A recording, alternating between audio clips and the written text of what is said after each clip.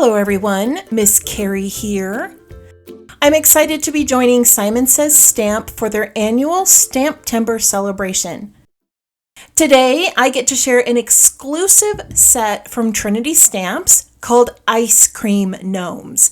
Isn't that name just adorable?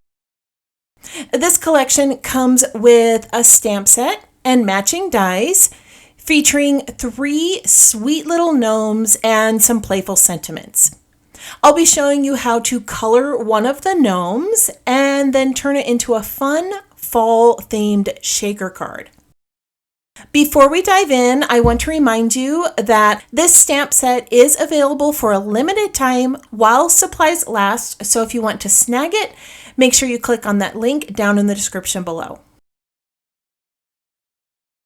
I've already stamped my gnome onto some smooth cardstock that's perfect for alcohol markers. Let's start with the waffle cone. Instead of a basic brown, I'm using a gold brown blend. This is going to give it that warm baked look of a pastry cone. Now here's a tip for beginners. You want to decide where your light source is coming from before you start coloring. I am imagining the sun shining from the right side, so my shadows are going to fall on the left. I'm going to lay down the lightest gold brown on the right side. I'm going to add my shading over here on the left. Then I'll add some mid-tone, and then I'll bring in my lightest gold brown to the right side. Now at this point you can see this is a very basic colored design, perfect for beginners. You have that light on the right and the shadow on the left. If you want to deepen the shadows and add some detail, you can bring in some darker shades and bring in an earth brown to the waffle indentations. Simply draw some L shapes in each one of these little designs. This simple layering gives the cone a lot more dimension. Now I'm going to just bring in some more of the gold brown and blend all of these together. Quick question for you as I finish this up. When you color, do you usually start with your darkest shades or your lightest? I'd love to hear your approach to coloring. All right, so now we have the cone finished. Let's go ahead and work on those little straws. I want them to look round and three-dimensional. A lot of people struggle with this, and the trick here is to use a warm gray along the lower edge before you add your coloring. Then I'll bring in my 2 pink hues and add the dark shade colors at the bottom. I'll bring in the lighter pinks at the top, and then I'll blend in between. Next, we're going to do the nose. I am going to use a pale skin blend, but feel free to use whatever color you like. The trick is to make sure that you have a high contrast between your darker hues and your lighter. I'm going to start with the shadow on the left. Remember, our light's coming from the right. I'm going to bring in a mid-tone color, and I'm going to create almost a circle shape in that upper right. Now I'll bring in my lightest color, and we're just going to blend everything together. Super simple, right? Okay, now the last step is the ice cream, or in this case, the melted beard. Now, I do struggle a little bit with coloring dripped ice cream, so I'm just going to give you some quick tips because I'm still learning along with you. If you have any tips to share with me, feel free to post those in the comments below. Once again, I am going to start with a brown gray to intensify the shadows. The corals and the orange are warmer colors, which is why I chose the brown gray. If these were cooler colors, I would be using an ice gray for that base layer shading.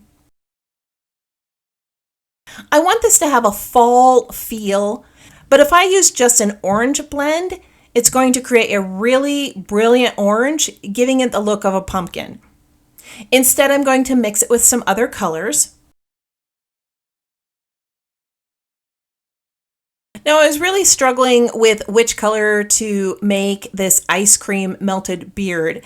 And I decided to go with this color, not only because it was fall, but because all of my boys have red beards. They all have these scraggly red beards, everyone except my husband. Now, our son-in-law has a beard also, but his is beginning to turn gray, and that only happened after he married our daughter. I'm not going to say that's a coincidence, but her brothers might have something to tell you about that. Okay, so we have brought in some of these deeper hues, and it really does look like a pumpkin head right now. But you're going to be able to see as we blend in the mid-tones and the lighter colors, the brown gray has created a deepening in the shadow, and the corals are creating a warm layer at the top, blending everything together beautifully. Don't forget where your light and shadow exist when you're adding all of these layers.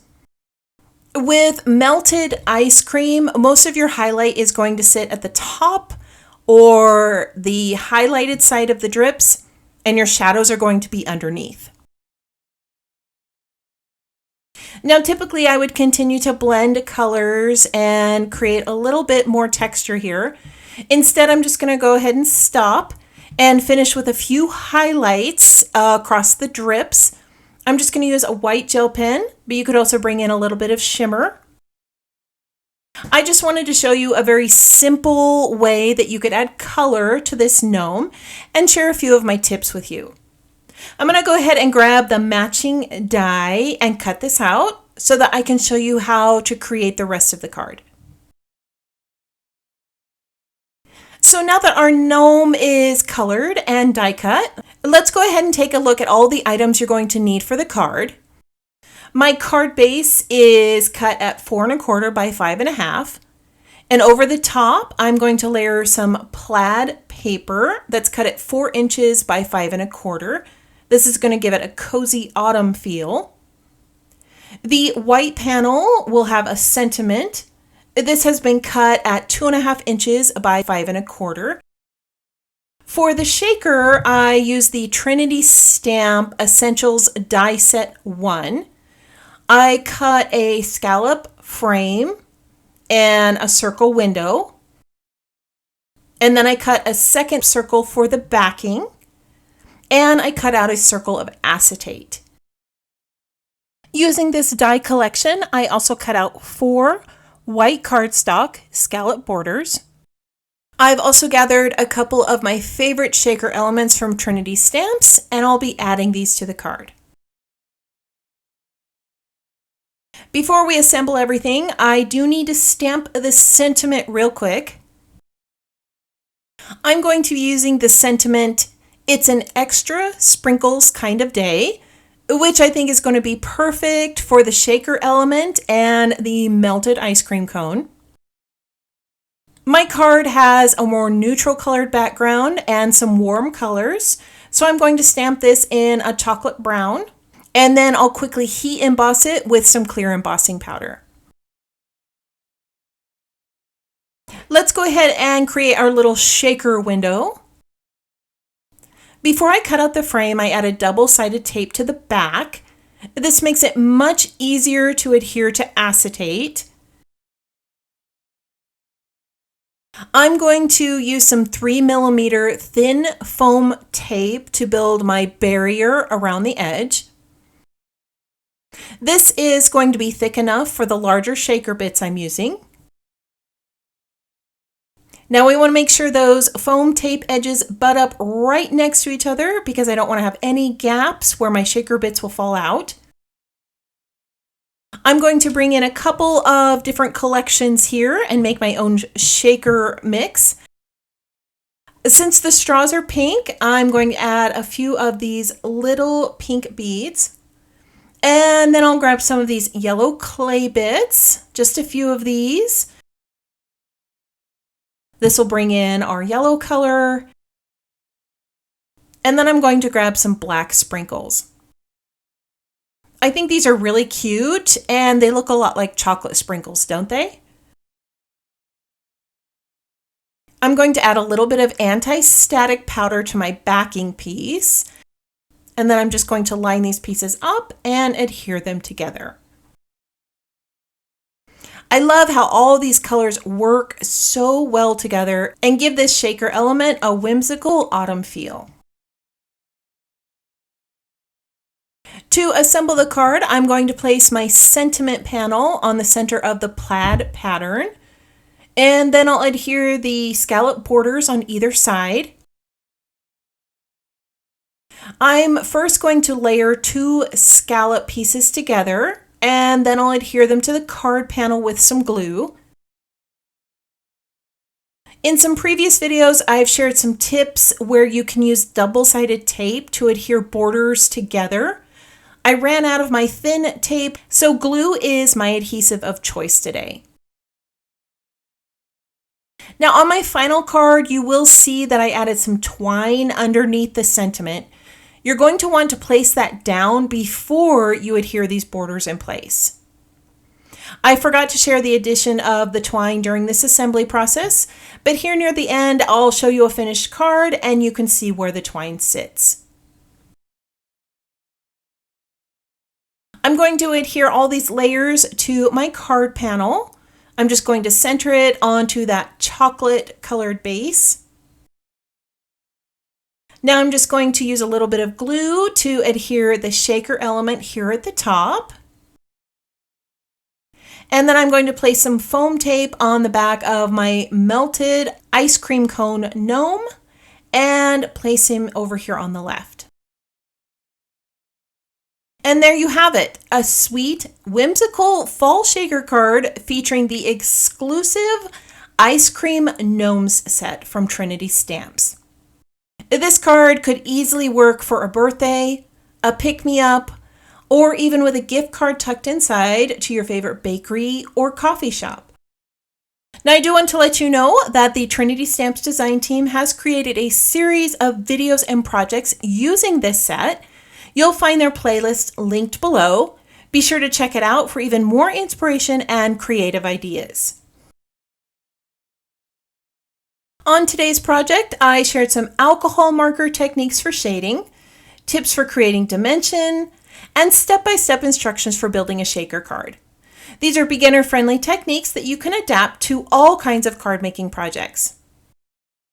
Remember, Stamptember happens only once a year, and these exclusive stamp sets are limited edition.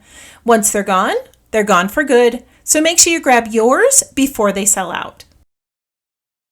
I want to thank you for joining me today.